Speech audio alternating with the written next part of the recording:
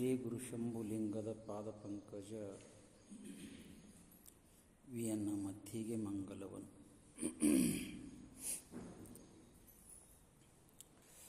ತ್ರೈಲೋಕ್ಯ ಸಂಪದಾಲೇಖ್ಯ ಸಮುಲ್ಲೇಖನ ಬಿತ್ತಯೆ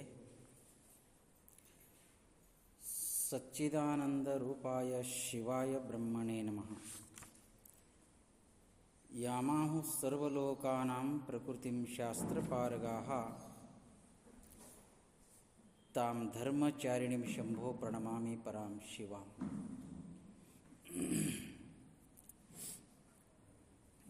ಕ್ಷೇತ್ರ ಅಧಿಷ್ಠಾತೃ ದೇವತಾ ಸದ್ಗುರು ತ್ರಯರ ದಿವ್ಯ ಚರಣಗಳು ಋಣ್ ಮಂದಿರದಲ್ಲಿ ಧ್ಯಾನಿಸಿಕೊಂಡು ಬ್ರಹ್ಮಲೀನ ಸದ್ಗುರು ನಿರಂಜನ ಮಹಾಸ್ವಾಮಿಗಳವರ 60 ವರ್ಷದ ಪುಣ್ಯಾರಾಧನಾ ಪುಣ್ಯಸ್ಮರಣೆಯ ಉಪಲಕ್ಷ್ಯದಲ್ಲಿ ಅಷ್ಟಾವಕ್ರ ಗೀತೆಯ ಉಪದೇಶಾಮೃತವನ್ನು ನಾವು ಆಲಿಸ್ತಾ ಇದ್ದೇವೆ. ಅಷ್ಟಾವಕ್ರ ಮಹಾಮುನಿಗಳು ಜನಕ ಮಹಾರಾಜನ ನಿಮಿತ್ತ ಮಾಡಿಕೊಂಡು ಲೋಕ ಕಲ್ಯಾಣಕ್ಕಾಗಿ ಮುಮುಕ್ಷುಗಳ ಹಿತಾರ್ಥವಾಗಿ ಏನನ್ನ ಪ್ರತಿಪಾದನೆ ಮಾಡುತ್ತಿದ್ದಾರೆ ಎಂಬ ವಿಷಯವನ್ನು ಕುರಿತು ನಾವು ಈಗಾಗಲೇ ವಿಚಾರ ಮಾಡ್ತಾ ಹೊರಟಿದ್ದೆವು.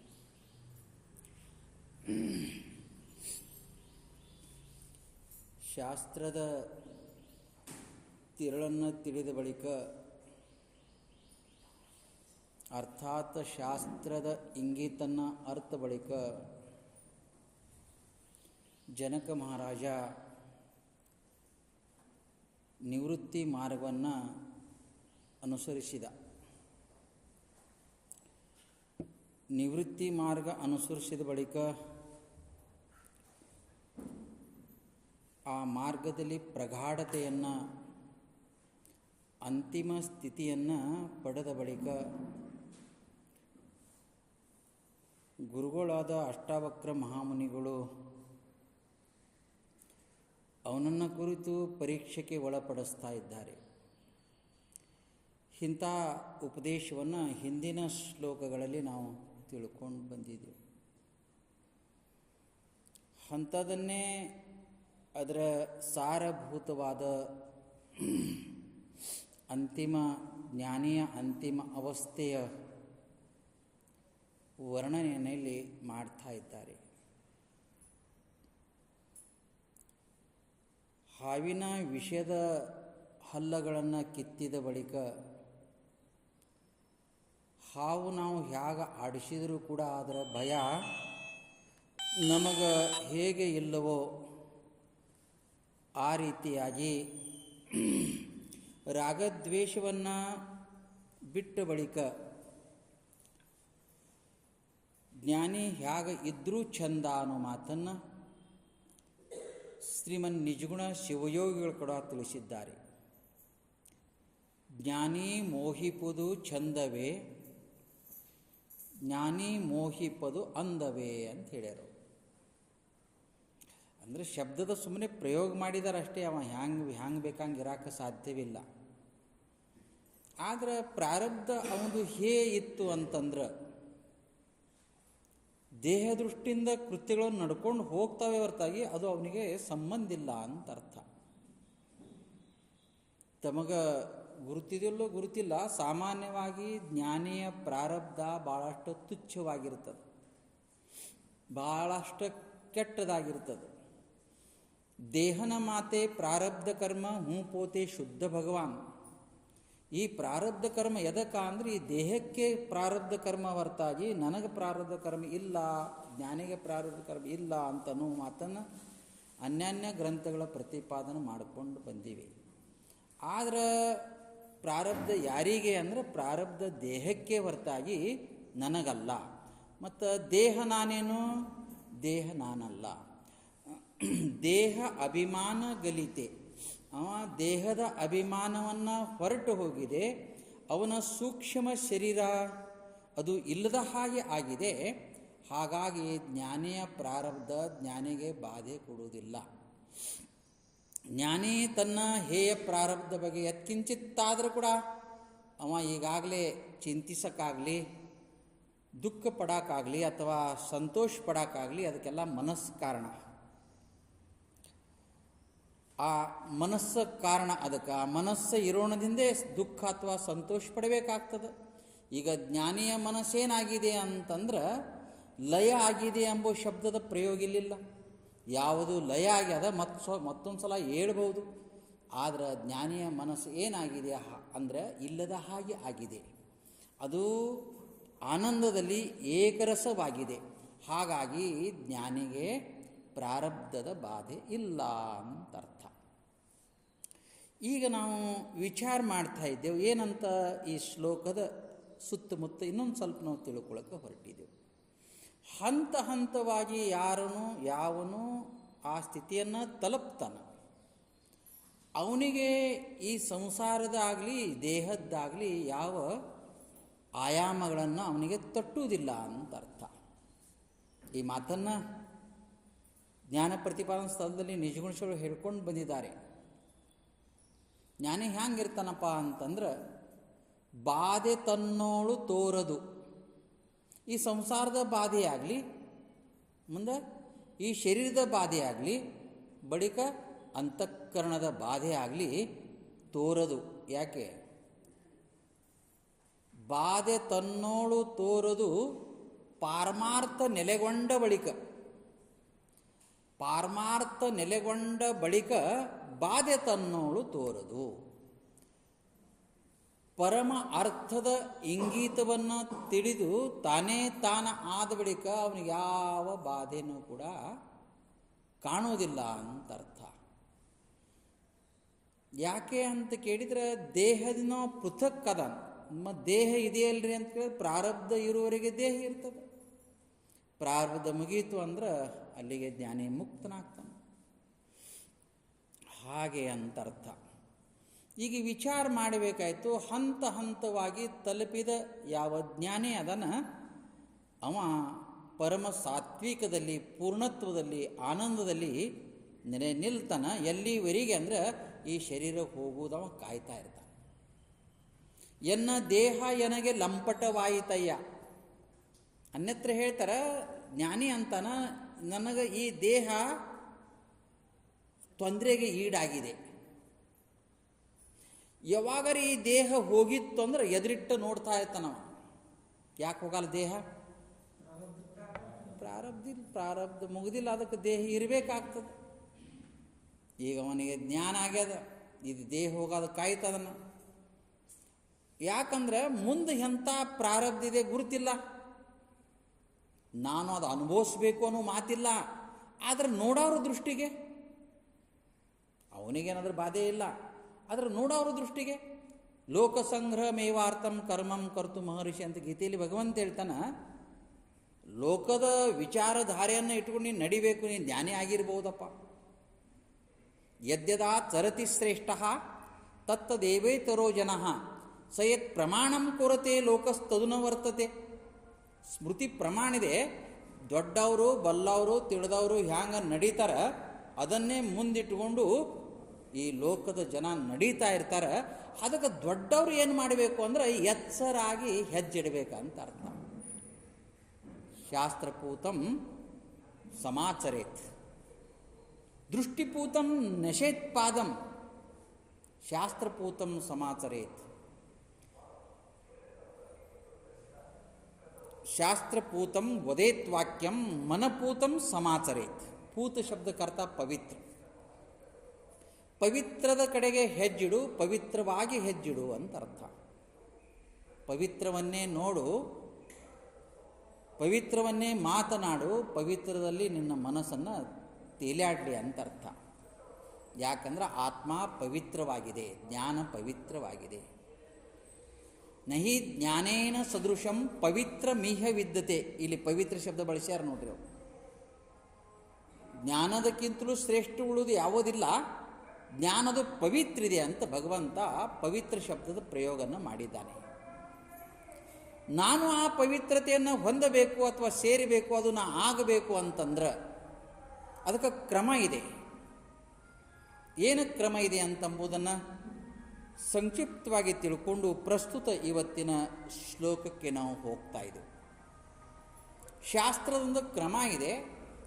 ಆ ಕ್ರಮದ ಬಾಳಿಲ ಸ್ವಲ್ಪರೇ ಅಂಶ ನಮ್ಮಲ್ಲಿ ಬಂದಿತ್ತು ಅಂತಂದ್ರೆ ನಾವು ಪರಮ ಸತ್ಯದ ಸಾಕ್ಷಾತ್ಕಾರ ಮಾಡ್ಕೊಳ್ಳೋಕೆ ಸಾಧ್ಯ ಆಗ್ತದೆ. ಮೊದಲನೇ ಶಬ್ದ ಇದೆ ಕೇಳಿ, ಕ್ರಮದ ಮೊದಲನೇ ಶಬ್ದ ಇದೆ. ಭಾಳ ಗ್ರಂಥದಲ್ಲಿ ಉಲ್ಲೇಖ ಮಾಡ್ಕೊಂಡು ಬಂದವ್ರು ಈ ವಿಷಯ, ಆದರೆ ತತ್ಪ್ರಸಂಗವಾಗಿ ನಾ ಹೇಳಬೇಕಾಗ್ತದೆ ಅಂತ ಅರ್ಥ. ಶಾಸ್ತ್ರದ ಮೊದಲ ಕ್ರಮ ಇದೆ.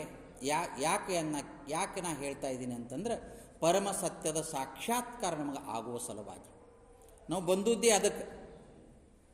ಅರ್ಥ ಆಗ್ತದ? ಎದಕ್ಕೆ ಬಂದಿದ್ದೀವಿ ನಾವು? ಪರಮ ಸತ್ಯದ ಸಾಕ್ಷಾತ್ಕಾರ ಮಾಡ್ಕೊಳ್ಳೋಕ್ಕೆ ನಾವು ಬಂದದ್ದು, ಅದಕ್ಕೆ ನಾವು ಹುಟ್ಟಿದ್ದು. ಅಕಸ್ಮಾತ್ ಮಾಡ್ಕೊಳ್ದಿದ್ರೆ ಅಕಸ್ಮಾತ್ ಮಾಡ್ಕೊಳ್ಳಲ್ಲಪ್ಪ ಅವಾಗ. ಅದಕ್ಕೆ ಕೇನೋಪನಿಷತ್ ಹೇಳ್ತದ, ಯಹ ಚೇದ ವೇದಿ ಅತ ಸತ್ಯಮಸ್ತಿ. ಇಹ ಅಂದ್ರೆ ಈ ಲೋಕದಲ್ಲಿ ಈ ಜನ್ಮದಲ್ಲಿ ನೀ ತಿಳ್ಕೊಂಡಿ ಅಂದ್ರೆ ಸರಿನೇ. ನಚೇದಿ ಒಂದು ಪಕ್ಷದಲ್ಲಿ ನೀ ತಿಳ್ಕೊಳ್ಳದೆ ಇದ್ರೆ ಮತೀ ವಿನಷ್ಟಿ. ಬರೀ ವಿನಷ್ಟಿ ಹೇಳಿಲ್ಲ ಅವರು, ಭಾಳ ಹಾನಿ ಆಗ್ತದಂತ. ಬರೀ ಹಾನಿ ಹೇಳಿಲ್ಲ ಅವರು. ಸಾಮಾನ್ಯವಾಗಿ ಭಾಳ ಮಳೆ ಆದ್ರೆ ಹಾನಿ ಆಗ್ತದಂತೇವು. ದುಡ್ಯಾ ಮಗ ಸತ್ತು ಹೋದ್ರೆ ಹಾನಿ ಅಂತೇವು, ದುಡ್ಡು ಕಳಿಸಿ ಹೋದ್ರೆ ಹಾನಿ. ಇಂಥ ಹಾನಿ ಶಬ್ದನ ಲೋಕದಲ್ಲಿ ಬಳಸ್ತಾ ಇರ್ತೇವೆ. ಇದೆಲ್ಲ ಹಾನಿ ಅಲ್ಲ.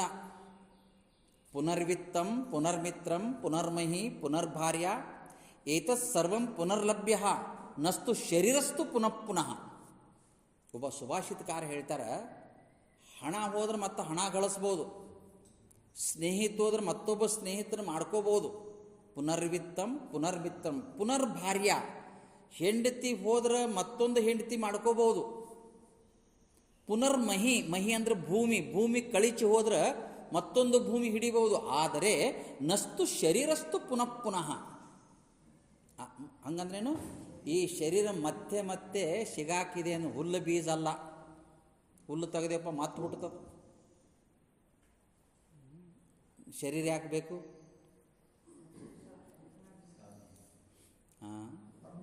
ಮಿಥ್ಯ ಅಂದಾರಲ್ಲ, ಶರೀರ ಅಂದಾರ. ಇದು ಪಂಚ ಮಹಾಭೂತದ ಮಿಥ್ಯ ಇದೆ, ನಾಶ ಆಗಿದೆ. ಅನಿತ್ಯಾನಿ ಶರೀರಾಣಿ. ಈ ಶರೀರ ಅನಿತ್ಯದೆ. ಶರೀರ ಬಗ್ಗೆ ಬಹಳಷ್ಟು ಕಡೆ ಹೇಳ್ಕೊಂಡು ಬಂದಿದ್ದಾರೆ. ಮತ್ತು ಶರೀರ ಬೇಕಂತೀರಲ್ಲ, ಎಲ್ಲಿವರೆಗೆ ಶರೀರ ಮಾಧ್ಯಮ ಖಲು ಧರ್ಮ ಸಾಧನಂ. ಈ ಶರೀರ ಇರೋಣದಿಂದಲೇ ನಮಗೆ ಏನು ಮಾಡೋಕ್ಕೆ ಸಾಧ್ಯ? ಸಾಧನೆ ಮಾಡೋಕ್ಕೆ ಸಾಧ್ಯ ಇದೆ. ಅದಕ್ಕೆ ಶರೀರ ಬೇಕು. ಶರೀರ ಬೇಕು ಅಂದರೆ ಶರೀರದಿಂದ ಉಪಭೋಗ ಮಾಡಬಾರ್ದು, ಶರೀರದಿಂದ ಉಪಯೋಗ ಮಾಡ್ಕೋಬೇಕಂತ ಅರ್ಥ. ಆದರೆ ಏನು ಮಾಡ್ತಾನೆ ಮನುಷ್ಯ? ಅಜ್ಞಜೀವಿ ಶರೀರದಿಂದ ಏನು ಮಾಡ್ತಾನೆ? ಉಪಭೋಗ ಮಾಡ್ತಾನೆ ಅಂತ ಅರ್ಥ. ಅದಕ್ಕೆ ಸಾಧನೆಯಲ್ಲಿ ಮೊದಲನೇ ಸಾಧನೆ ಹೇಳಿದ್ರೆ ಅವರು ಸುವಿಚಾರ. ಏನಂತ ಹೇಳಿದರು? ಹಂಗಂದ್ರೇನು? ಒಳ್ಳೆಯ ವಿಚಾರ. ಈಗ ಮತ್ತೆ ವಿಚಾರ ಮಾಡಬೇಕಾಯ್ತು, ಯಾವುದು ಒಳ್ಳೆಯ ವಿಚಾರ, ಯಾವುದು ಕೆಟ್ಟದ ವಿಚಾರ. ನಿಮಗೆ ಹೇಳ್ತೀನಿ, ಲೌಕಿಕ ಸಂಬಂಧಪಟ್ಟ ಸಮಸ್ತ ವಿಚಾರಗಳೆಲ್ಲವನ್ನು ಇವು ಕೆಟ್ಟದು. ಅರ್ಥ ಆಗಲ್ಲ? ನೀ ಏನು ವಿಚಾರ ಮಾಡಿದೆ ಅಂದರೂ ಕೂಡ ಇದು ದೃಶ್ಯ ಪದಾರ್ಥದ ವಿಚಾರ ಮಾಡಿದಿ. ನೀ ಯಾವುದರ ವಿಚಾರದಲ್ಲಿ ತೊಡಗಿದೆ ಅಂದ್ರೆ ಅದು ಆ ವಿಚಾರ ಏನಿದೆ ನಿನಗೆ ಸದುಪಯೋಗ ಆಗುವುದಿಲ್ಲ. ಸಂಸಾರದ ಉಪಯೋಗ ಆಗಬಹುದು, ಸಂಸಾರೇ ಸುಳ್ಳು ಅಂದಾದರೂ ಅದರ ವಿಚಾರ ತೊಗೊಂಡು ಏನು ಮಾಡ್ತೀವಿ? ಶಬ್ದ ಬಳಸಿದಾರವರು ಸುವಿಚಾರ. ಏನು ವಿಚಾರ? ಕೇಳಿ, ನಿಜಗುಣ ಚೌಳ ಹೇಳ್ತಾರೆ ಈ ವಿಷಯಕ್ಕೆ.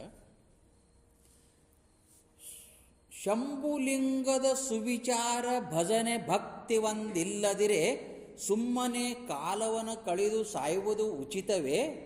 ಉಚಿತವೇ ಅಂದ್ರೇನು? ಹಾಂ, ಸರಿನಾ? ಏನು? ಶಂಭುಲಿಂಗದ ಸುವಿಚಾರ ಭಜನೆ ಭಕ್ತಿ ಒಂದಿಲ್ಲದಿರೆ ಸುಮ್ಮನೆ ಕಾಲವನ್ನು ಕಳೆದು, ಸುಮ್ಮನೆ ಕಾಲ ಕಳೆದಂದ್ರೇನು? ನಾವೆಲ್ಲಿ ಸುಮ್ಮನೆ ಕಾಲ ಕಳೀತೀವ್ರಿ, ನಮ್ಮ ಪುರುಸತೆ ಇಲ್ಲ ಅನ್ಬೋದು ನೀವು. ಅಧ್ಯಾತ್ಮ ಚಿಂತನೆಯನ್ನು ಬಿಟ್ಟರು, ಅಧ್ಯಾತ್ಮ ವಿಷಯವನ್ನು ಬಿಟ್ಟು ಎಲ್ಲವೂ ಸುಮ್ಮನೆ. ನೀ ಏನಾರೇ ಮಾಡಿದೆ ಅಂತಂದ್ರೆ ಇಲ್ರಿ, ಸೈಟ್ ಹಿಡ್ದೀನಿ, ಮನೆ ಕಟ್ಸೀನಿ, ಎಫ್ ಡಿ ಮಾಡೀನಿ, ದುಡ್ಡು ಗಳಿಸೀನಿ, ಇದು ಸುಮ್ಮನೆ ಆಗ್ತದೆ. ಮಕ್ಕಳಿಗೆ ಓದಿಸೀನಿ, ನೌಕರಿ ಹಚ್ಚಿ, ಇದು ಎಲ್ಲವೂ ಪಾರಮಾರ್ಥಿಕ ದೃಷ್ಟಿಯಿಂದ ಏನಿದೆ ಅಂದರೆ ನೀರಾಗ ಬಟ್ ಎದ್ದು ಚೀಪದಷ್ಟಿದೆ ಅಂತ. ಇಷ್ಟೇ, ಬೇರೆ ಅರ್ಥವೇ ಇಲ್ಲದಕ್ಕೆ. ಅನಿತ್ಯಾನಿ ಶರೀರಾಣಿ ವಿಭವೋ ನೈವ ಶಾಶ್ವತಾ ನಿತ್ಯಂ ಸನ್ನಿತೋ ಮೃತ್ಯು. ದಿವಸ ಎಲ್ಲಿ ಹೊಂಟಿದ್ದು ನೀನು?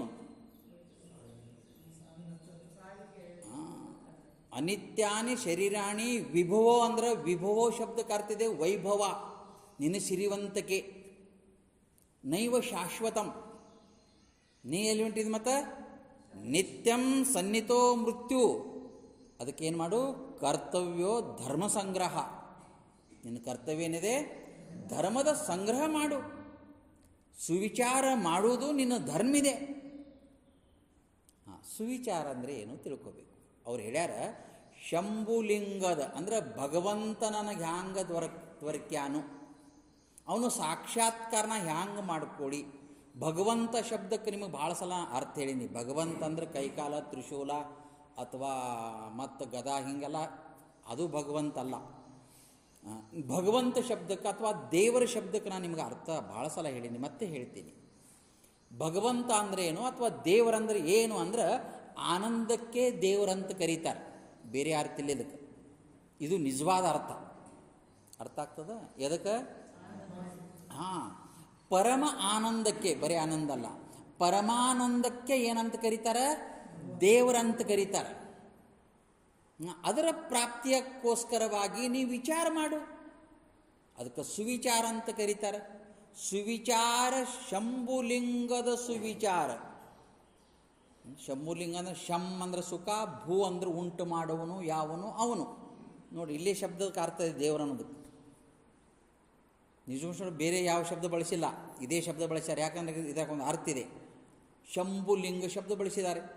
ಶಂ ಅಂದ್ರೆ ಸುಖ, ಭೂ ಅಂದ್ರೆ ಉಂಟು ಮಾಡುವನು, ಲಿಂಗ ಅಂದ್ರೆ ಯಾವುದರಲ್ಲಿ ಹುಟ್ಟಿದೆ, ಯಾವುದರೆಲ್ಲವೂ ಇದೆ, ಯಾವುದರೆಲ್ಲವೂ ಲಯ ಆಗ್ತದೆ, ಅದಕ್ಕೆ ಲಿಂಗ ಅಂತ ಕರೀತಾರೆ. ಲೀಯತೆ ಗಮ್ಯತೆ ಯತ್ರ ಸ ಚರಾಚರಂ ಲಿಂಗ ಮಿಥ್ಯ ಭಿಧೀಯತೆ. ಲಿಂಗ ಶಬ್ದಕ್ಕೆ ಅರ್ಥ ಮಾಡ್ತಾರೆ ಅವರು. ಯಾವುದರಲ್ಲಿ ಹುಟ್ಟಿದೆ, ಈ ಸಮಸ್ತ ಜಗತ್ತೆಲ್ಲವನ್ನು ಯಾವುದರಲ್ಲಿ ಇದೆ, ಎಲ್ಲವನ್ನು ಯಾವುದರಲ್ಲಿ ಲಯ ಆಗ್ತದೆ, ಅದಕ್ಕೇನಂತ ಕರೀತಾರೆ? ಅದಕ್ಕೆ ಲಿಂಗ ಅಂತ ಕರೀತಾರೆ. ಅಂಥವನೇ ಯಾರಪ್ಪ ಅಂದ್ರೆ ಭಗವಂತ. ಶಂಭುಲಿಂಗದ ಸುವಿಚಾರ ಭಜನೆ. ಭಜನೆ ಅಂದ್ರೇನು? ತಾಳ ತಗೊಂಡು ಬಾರಿಸೋದಲ್ಲ. ಭಜ ಸೇವಯಾ, ಭಜಭಕ್ತಿ, ಭಜಸ್ಮರಣಂ. ಭಜ ಶಬ್ದಕ್ಕೆ 3 ಅರ್ಥವನ್ನು ಶಾಸ್ತ್ರಗತಿ ಉಲ್ಲೇಖ ಮಾಡಿಕೊಂಡು ಬಂದಿದ್ದಾರೆ. ಭಜ ಅಂದ್ರೆ ಅವನ ಸ್ಮರಣೆ, ಭಜ ಸೇವಯಾ, ಭಜ ಅಂದ್ರೆ ಸೇವಾ, ಭಜ ಅಂದ್ರೆ ಭಕ್ತಿ. ಇದು ನಿನ್ನಲ್ಲಿ ಇತ್ತು ಅಂತಂದ್ರೆ ಪರಮ ಸತ್ಯದ ಸಾಕ್ಷಾತ್ಕಾರ ಮಾಡ್ಕೊಳ್ಳೋಕ್ಕಾಗ್ತದೆ. ಮೊದಲು ನಿನಗೆ ಇದ್ರ ಇಚ್ಛೆ ಆಗಬೇಕು. ಮೊದಲನೇ ಸಾಧನೆ ಏನಿದೆ? ಸುವಿಚಾರ.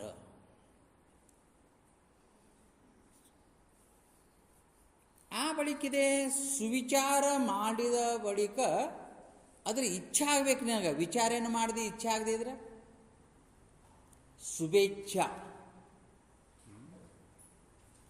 ಸುವಿಚಾರ ಮಂದ್ರೆ ಆಮೇಲೆ ಶುಭೇಚ್ಛ.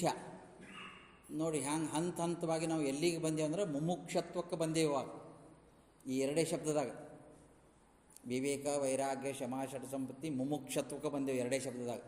ಅಷ್ಟು ವಿಚಾರದಲ್ಲಿ ವಿಚಾರದ ಅರ್ಥ ಇದೆ. ನನಗೆ ಸಮಯದ ಅಭಾವ ಅಂತ ತಿಳ್ಕೊಂಡು ನಾವು ವಿಸ್ತಾರ ಮಾಡೋಕ್ಕೆ ಹೋಗಲಿಲ್ಲ. ಅದೇ ಒಂದು ದೊಡ್ಡ ಪ್ರವಚನ. ಯಾರು ಮಾಡಬೇಕು, ಯಾವಾಗ ಮಾಡಬೇಕು, ಎಲ್ಲಿ ಮಾಡಬೇಕು, ಯಾವುದ್ರಲ್ಲಿ ಮಾಡಬೇಕು, ಯಾಕೆ ಮಾಡಬೇಕು, ಎಲ್ಲ ಅರ್ಥ ಪ್ರಶ್ನೆ ಮಾಡಿಕೊಂಡು ಚಿಂತನೆ ಮಾಡುವ ವಿಷಯ. ಎರಡನೇ ಹಂತಿದೆ, ಮೆಟ್ಲಿದೆ ಶುಭೇಚ್ಛಾ. ಇಚ್ಛಾ ಮನುಷ್ಯರಿಗೆ ಭಾಳ ಅದಾವ, ತಲೆಯಾಗ ಹಿಡ್ಸಂಗಿಲ್ಲ. ಎಷ್ಟು ಇಚ್ಛೆ ಅದಾವ? ಭಾಳ ಅದಾವ. ಶುಭೇಚ್ಛಾನೂ ಭಾಳ ಅದಾವ, ಕು ಇಚ್ಛೆಗಳನ್ನು ಭಾಳ ಅದಾವ. ಈ ಸಮಸ್ತ ಶುಭ ಇಚ್ಛೆಯಲ್ಲಿ ಒಂದೇ ಒಂದು ಇಚ್ಛಾ ಅದು ಗ್ರಾಹ್ಯವಾಗಿದೆ. ಅದು ಯಾವಂದ್ರೆ ಮೋಕ್ಷ ಇಚ್ಛೆ. ಅರ್ಥ ಆಗ್ತದ? ಏನಿಚ್ಛಾ? ಶುಭ ಇಚ್ಛೆಗಳು ಬಹಳ ಅದಾವ. ಈ ಸಮಸ್ತ ಶುಭ ಇಚ್ಛೆಯಲ್ಲಿ ಯಾವುದು ಗ್ರಾಹ್ಯ ಇದೆ ಅಂತಂದ್ರೆ ಮೋಕ್ಷ ಇಚ್ಛಾ.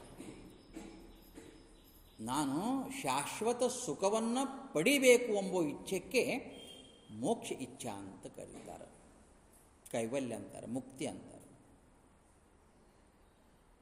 ಈಗ ಇಲ್ಲಿಗೆ ಬಂದು ನಿಂತು ಈಗ ಮುಂದೆ ಕೇಳ್ರಿ, ಮುಂದನೇ ಸಾಧನೆ. ಸುವಿಚ್ಛಾ ಸುವಿಚಾರಣ ತನು ಮನಸ. ಶುಭೇಚ್ಛಾ ಸುವಿಚಾರಣ ತನು ಮನಸ ಸತ್ವಾಪತ್ತಿ ಅಸಂಸಕ್ತಿ ಪದಾರ್ಥ ಭಾವಿನಿ ತೂರ್ಯಾಗ ಅಂತ ಇಷ್ಟು ಸಪ್ತ ಭೂಮಿಕೆಯನ್ನು ಶಾಸ್ತ್ರಿ ಉಲ್ಲೇಖ ಮಾಡಿಕೊಂಡು ಬಂದಿದ್ದಾರೆ. ಶುಭೇಚ್ಛಾ ಸುವಿಚಾರಣ ತನು ಮನಸ ಸತ್ವಾಪತ್ತಿ ಅಸಂಸಕ್ತಿ ಪದಾರ್ಥ ಭಾವಿನಿ ತೂರ್ಯಾಗ ಅಂತ.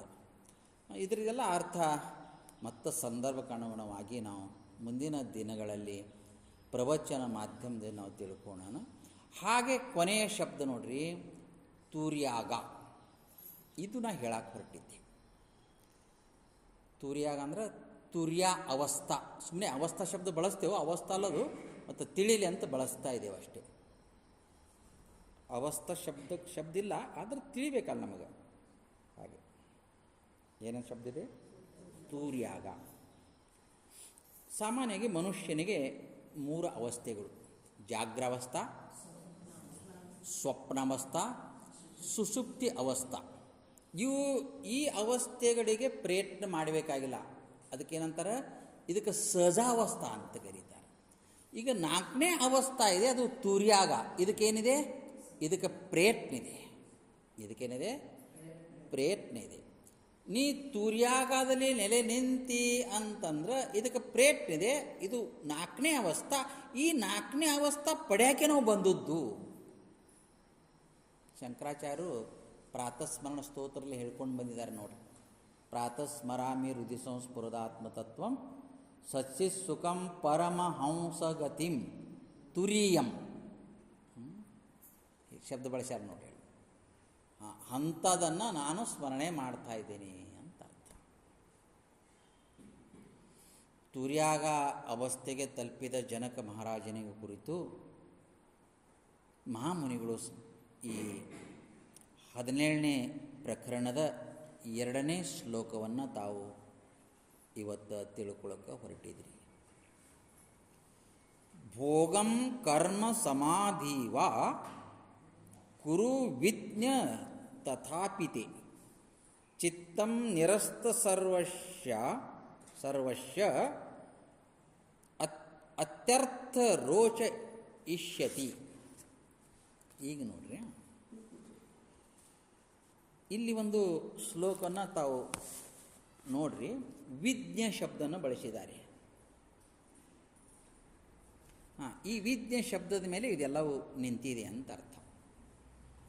ವಿಜ್ಞ ಅಂದರೆ ಅರ್ಥವನು ತಿಳಿದವನು, ಅವಸ್ಥೆಯನ್ನು ಪಡೆದವನು ವಿಜ್ಞ. ವಿಜ್ಞ ಅಂದ್ರೆ ಅರ್ಥವನು. ಏನು ಅರ್ಥವನು? ಪ್ರಪಂಚನ ಅರ್ಥವನು ಅಂತ ಅರ್ಥ ಅಲ್ಲ. ಏನರ್ಥವನು? ತನ್ನ ಸ್ವರೂಪನ್ನ ಅರ್ಥವನು. ತನ್ನ ಸ್ವರೂಪ ಒಂದು ಅರ್ಥರ ಸಾಕು, ಎಲ್ಲ ಅರ್ಥಾಂಗ. ತನ್ನ ಸ್ವರೂಪನ್ನ ಮರೆತು ಎಲ್ಲವನ್ನ ಅರ್ಥ ಅಂದ್ರೆ ಏನೂ ಅರ್ಥ ಇಲ್ಲ ಅಂತ ಅರ್ಥ. ಏನು ಸ್ವರೂಪ ಅರ್ಯಾದಂದ್ರೆ ಏನು ಅರ್ಯಾದು? ಏನಪ್ಪ, ಹೌದಪ್ಪ, ಸ್ವರೂಪನ ಅರಿತೀವಿ. ಸ್ವರೂಪ ಅರ್ಯಾದಂದ್ರೆ ಏನು ಅರ್ಯಾದ ಅಂತ ಅರ್ಥ. ಹ್ಯಾಂಗೆ ಸ್ವರೂಪ ಅರ್ಯಾದ? ಈಗ ಉದಾಹರಣೆಗೆ ಇದೊಂದು ವಸ್ತು ಇದೆ, ಇದು ಅರಿಬೇಕಪ್ಪ, ಅರಿಬೇಕು ಶಬ್ದಕ್ಕೆ ಅರ್ಥ ತಿಳಿಬೇಕಂತಿದೆ. ಇದು ಚೌಕ್ ಇದೆ, ಇಂಥ ಬಣ್ಣಿದೆ, ಇದು ಎಂಥ ಹೆಸರಿದೆ, ಮುಂತಾದ ಕಥೆ ನೀವು ಇದ್ರ ಬಗ್ಗೆ ಎಲ್ಲ ಹೇಳ್ಬೋದು. ಹಂಗೆ ಸ್ವರೂಪನ ಅರಿಯೋದಂದ್ರೆ ಅರ್ಥ ಏನು?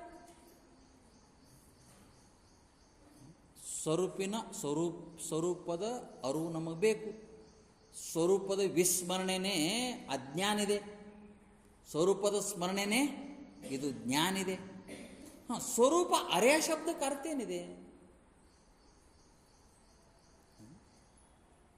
ಈಗ ಕಲ್ಲು ಸಕ್ರಿಯ ಸ್ವರೂಪನ ಅರಿಬೇಕಪ್ಪ, ನೀವು ಹೆಂಗೆ ಅರಿಯಕ್ಕೆ ಸಾಧ್ಯ? ಅನುಭವ ವೇದ್ಯದೆ, ಅದು ಅನುಭವ ಗಮ್ಮಿದೆ. ಅದು ಮುಟ್ಟಿದ್ರೆ ಸ್ವರೂಪ ಅರಿಯಕ್ಕಾಗಲ್ಲ, ಅದು ನೋಡಿದರೆ ಸ್ವರೂಪ ಅರಿಯಕ್ಕೆ ಸಾಧ್ಯ ಇಲ್ಲ. ನಮ್ಮ ಕೈಯಾಗ ತೊಗೊಂಡ್ರೆ ಅದು ಕಲ್ಲು ಸಕ್ಕರೆ ಅರಿಯಕ್ಕೆ ಸಾಧ್ಯ ಇಲ್ಲ. ಮತ್ತು ಯಾವಾಗ ಅದು ತಿಂದು ಅನುಭವಿಸಿದಾಗ ಮಾತ್ರ ಆ ಕಲ್ಲು ಸಕ್ರಿಯ ಸ್ವರೂಪ ನಿಮಗೆ ಅರಿವಾಗ್ತದೆ. ಏನು ಅರಿವಾಯ್ತು? ಕಲ್ಲು ಸಕ್ರಿಯ ಸ್ವರೂಪ ಇದು ಸಿಹಿ ಇದೆ ಅಂತ ನಿಮಗೆ ಗುರ್ತಾಯ್ತು. ಅಪ್ಪಿ ತಪ್ಪಿನೂ ಇದು ಹುಳಿ ಇದೆ, ಖಾರಿದೆ, ಮತ್ತೊಂದು ಏನೋ ಶಬ್ದ ನನಗೆ ಯಾಕೆ ನಿಮಗೆ ಅನುಭವ ಆಗಿದೆ, ನಿಮಗೆ ಅನುಭವ ಆಗಿದೆ. ಹಂಗೆ ನನ್ನ ಸ್ವರೂಪದ ಅರು ಶಬ್ದಕ್ಕೆ ಅರ್ಥ ಏನಿದೆ?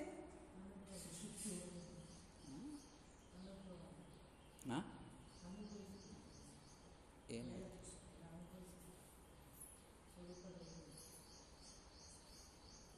ಕೇಳ್ರಿ. ಸತ್ಯಂ ಜ್ಞಾನ ಸುಖಾಂತಕನೆಂದು ನಿತ್ಯಂ ಪರಿಪೂರ್ಣ ತಾನೇನೆಂದು ಹೀಗೆ ಹೇಳ್ತಾರೆ ನೋಡಿ. ಎಂದುಂ ಯ ಸುಖ ಬೇರಿಲ್ಲಾಗಿ ಮುಂದಂ ಅನ್ಯಂ ಎಂಬುವುದಾಗಿ. ನನ್ನ ಸ್ವರೂಪ ಯಾವುದಪ್ಪ ಅಂದ್ರೆ, ನನ್ನ ಸ್ವರೂಪ ಸುಖ ಸ್ವರೂಪ. ನನ್ನ ಸ್ವರೂಪ ಯಾವುದು? ಆನಂದ ಸ್ವರೂಪ.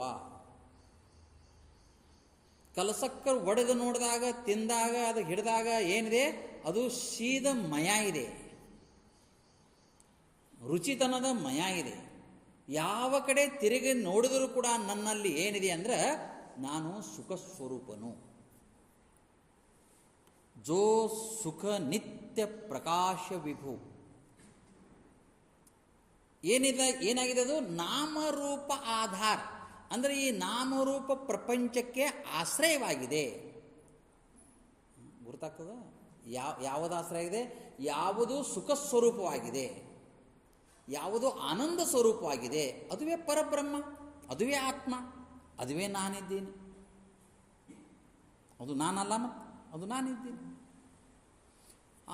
ಹಂತವನು ಇಲ್ಲಿ ಹೇಳ್ತಕೊಂಡು, ಹಂತದನ್ನು ಅರತವನು ವಿಜ್ಞ ಅಂದರೆ ಹಂತದನ್ನು ಅರ್ಥವನು, ಹಂತದನ್ನು ತಿಳಿದುಕೊಂಡವನು ಯಾರು ಅಂದರೆ ಜನಕ. ಹಂತದರಲ್ಲಿ ಸ್ವರೂಪದಲ್ಲಿ ನೆಲೆಯಂತ ಹೇ ಜನಕನೇ. ಮುಂದೆ ಕೇಳ್ರಿ, ಅವ್ರು ಹೇಳ್ತಾರೆ ಭೋಗಂ ಕರ್ಮ ಸಮಾಧಿಂ. ಎರಡೂ ಹೊರಗಿಂದ ಹೇಳಿದರು, ಎರಡೂ ಒಳಗಿಂದ ಹೇಳಿದರು. ಅರ್ಥ ಆಗ್ತದ? ಭೋಗ ಮತ್ತು ಕರ್ಮ ಇವು ಎರಡೂ ಹೊರಗಿಂದ ಹೇಳಿದರು. ಭೋಗನೂ ಹೊರಗಿದೆ, ಮುಂದೆ ಕರ್ಮನೂ ಹೊರಗಿದೆ. ಈ ಶ್ಲೋಕದಲ್ಲಿ ಎರಡೂ ಹೊರಗದಾವ, ಎರಡೂ ಒಳಗದಾವ. ಈಗ ನೋಡ್ರಿ, ಸಮಾಧಿ ಹೊರಗನೋ ಒಳಗನೋ? ಒಳಗಿದೆ ಅಂತೀರಿ? ನಾನು ಸುಮ್ಮನೆ ಕೇಳೋದು ನಿಮಗೆ. ಸಮಾಧಿ ಹೊರಗಿದೆಯೋ ಒಳಗಿದೆಯೋ? ನಾ ಮತ್ತೆ ನಿಮಗೆ ಕೆದರಿ ಕೇಳಿದಾಗ ನೀವು ಮತ್ತೆ ನಿಲ್ತೀರಿ. ನಿಮಗದ ಆ ಶಬ್ದದ ಬಗ್ಗೆ ನಿಮಗೆ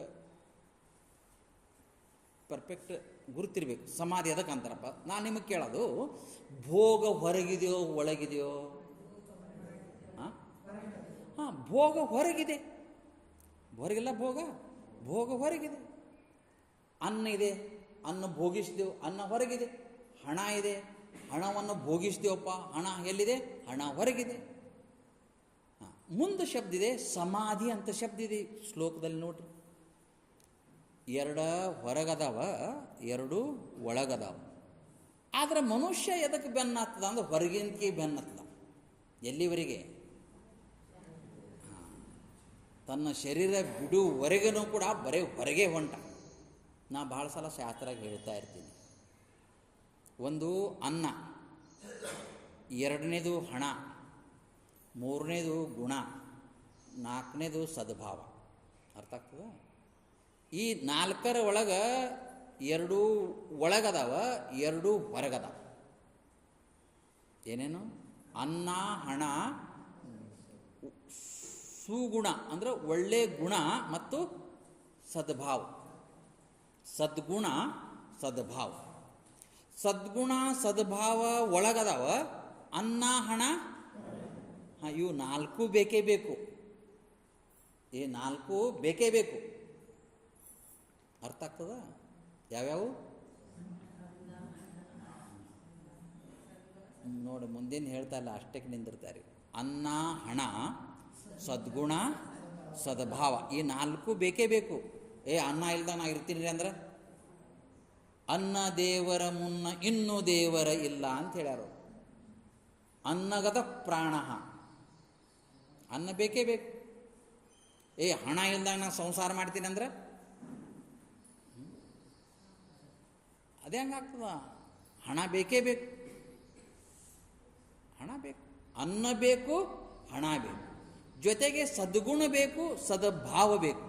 ಆದರೆ ಮನುಷ್ಯ ಮೊದಲನೇ ಎರಡಕ್ಕೆ ಬೆನ್ನತ್ತದ ಸಾಯುವರಿಗೆ, ಅನ್ನಕ್ಕೆ ಹಣಕ್ಕೆ. ಮುಂದೇನಿಲ್ಲ, ಸದ್ಗುಣ ಇಲ್ಲ. ಬೇಡುವೆ ನಭವ ನಿಮ್ಮನ್ನು ಭವಭವದಳು ಮಾಡೆನಗವರಿದು ಸುಗುಣ ಸಂತತಿಯ ನಿಂತು.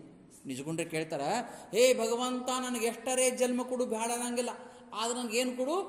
ಸುಗುಣ ಸಂತತಿ. ಸಂತತಿ ಅಂದರೆ ಸಮೂಹ. ಈ ಒಳ್ಳೆಯ ಗುಣಗಳನ್ನು ಸಮೂಹ ಕೊಡು ಭಗವಂತ ಅಂತ ಶ್ರೀಮನ್ ನಿಜಗುಣ ಚೋಳು ಕೇಳ್ಕೊಂಡಿದ್ದಾರೆ. ಅದಕ್ಕೆ ಇಲ್ಲಿ ಕೂಡ ಎರಡು ಹೊರಗದವ, ಎರಡು ಒಳಗದವ. ಸಮಾಧಿ ಸ್ಥಿತಿ ಒಳಗಿದೆ, ಚಿತ್ತ ಒಳಗಿದೆ. ಎರಡು ಶಬ್ದ ಬಳಸಿದ್ದಾರೆ. ಚಿತ್ತಂ ನಿರಸ್ತಂ ಸರ್ವಶಾಂ. ಆಶೆ ರಹಿತುಳ್ಳ ಚಿತ್ತ ಒಳಗಿದೆ. ಚಿತ್ತ ಎಲ್ಲಿದೆ? ಚಿತ್ತ ಒಳಗಿದೆ.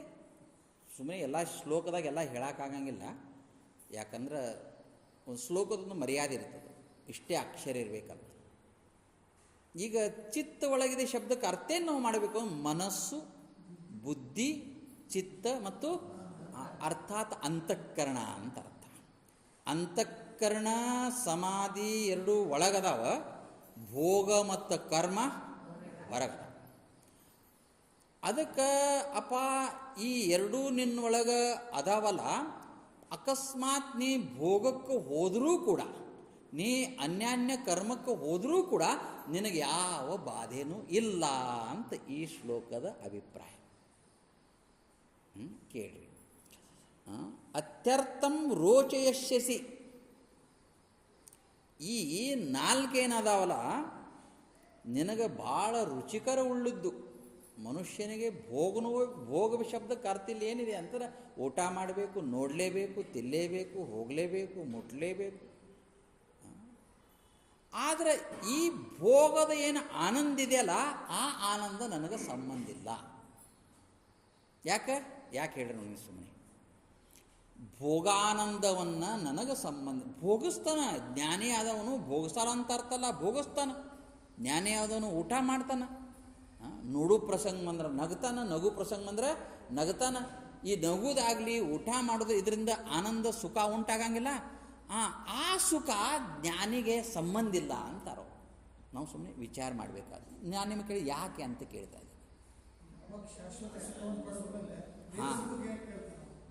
ಅಚ್ಚ ಅಳಿಯದ ಸುಖ, ಶಾಶ್ವತ ಸುಖವನ್ನು ಪಡೆದ ಬಳಿಕ ಈ ಕ್ಷುದ್ರವಾದ ಸುಖಕ್ಕೆ ತೊಗೊಂಡು ಏನು ಮಾಡೋದು? ಜ್ಞಾನಾಮೃತೇನ ತೃಪ್ತಶ್ಯ ಕಹ ಸ್ಪೃಹ ಕೂಪತಯ, ಕಹ ಸ್ಪೃಹ ವಿಷಯತಯ.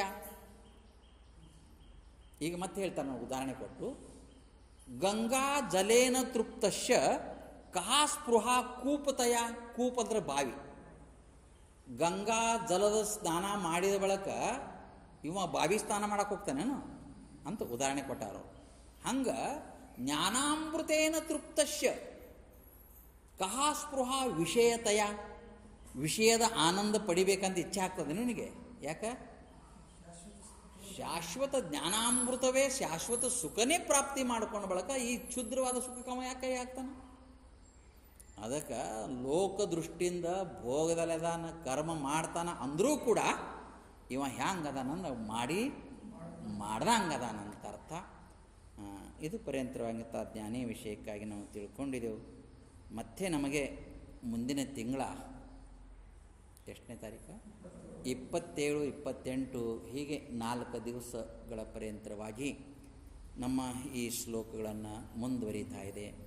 ತಾವು ಸಕ್ರಿಯ ಆಗಿ ಅದರಾಗ ಭಾಗಿಯಾಗಿ ತಮ್ಮ ಜೀವನವನ್ನು ಪಾವನ ಮಾಡ್ಕೋಬೇಕಂತ ಹೇಳ್ತಾ ಸದ್ಗುರು